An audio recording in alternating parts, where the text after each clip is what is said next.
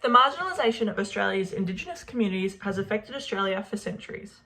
Indigenous Australians are treated and affected by the criminal justice system in different and far more damaging ways than the non-Indigenous population, particularly as alleged offenders. To understand the pervasiveness of this issue, the investigative, judicial and correctional sectors of the criminal justice system must be explored in their relationship with First Nations people. Through this research, we can discover how marginalisation within a section of the system becomes inextricably linked with all facets of criminal justice. This exploration begins with policing. It has been reported that over-policing is a common occurrence in Aboriginal communities. This occurs when police patrol Indigenous communities at a higher rate than non-Indigenous communities, and as a result may issue arrests or charges for crimes more harshly and frequently. This can be traced back to the introduction of Australia's first police forces in New South Wales, whose roles were widely believed to be to protect the white population from the Indigenous population. Remnants of these outdated beliefs can be seen today in the perception of Aboriginal behaviour by non-Indigenous people, including police. This is further evident in reports of more common misconduct by police against Aboriginal people, such as more targeted apprehension, harsher bail conditions, and higher likelihood of being targeted for strip searches. However, this issue has not been entirely ignored. A recent development is the decriminalisation of the offence of public drunkenness in Victoria, which had previously been considered an offence that disproportionately targeted Indigenous Australians. Furthermore, Victoria Police developed an Aboriginal inclusion strategy and action plan for 2018 to 2021. This aimed to improve the police relationship with Indigenous communities through self-determination and pathways into policing careers.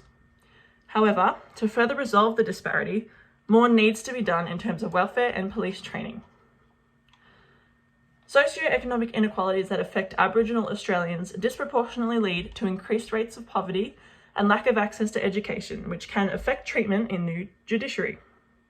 As the court systems are based around Anglo-Saxon customs, they are insensitive to cultural differences and are also very complex in procedure. This means that court processes are particularly difficult to understand when there are cultural, educational and language-based barriers. This can lead to anxiety and fear for the Indigenous accused in the judicial setting and may consequently affect how the accused acts and how their actions are perceived. This inequality is in part due to miscarriages in the investigative branch and can lead to high rates of incarceration, which becomes evident when the correctional branch is considered. These inequalities were evident and ignored by the courts in the case of Rupert Maxwell Stewart. His signature on a criminal confession was coerced by police and then used against him in court. Evidence provided by a linguistic expert that Stewart could not have written the confession himself was dismissed, resulting in his false conviction and loss of freedom. This case highlights the history of injustice and issues in inequality that remain unsolved today. One step that has been taken to overcome these barriers is the introduction of Indigenous courts across Australian jurisdictions to better adhere to Indigenous culture. Additionally, there are programs to assist in providing legal aid for First Nations people who cannot afford it, such as Victorian Aboriginal legal services.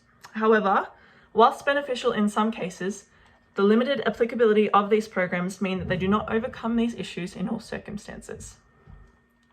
Stemming from these previous issues is an epidemic of over-incarceration.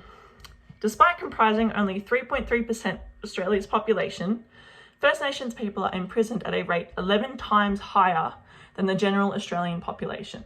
Furthermore, Indigenous youth represent approximately half of those in the juvenile criminal justice system, despite making up only 6% of the youth population.